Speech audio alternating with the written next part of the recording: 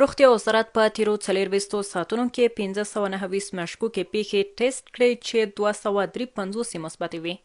د روغتیا وزارت د معلوماتو له مخې ډېرې پیښې هرات کې 91، کندهار 43، ننګرهار 9، بلخ 14، کابل 4 او ترتیب سره په نورو ولایتونو کې ثبت شوي دي.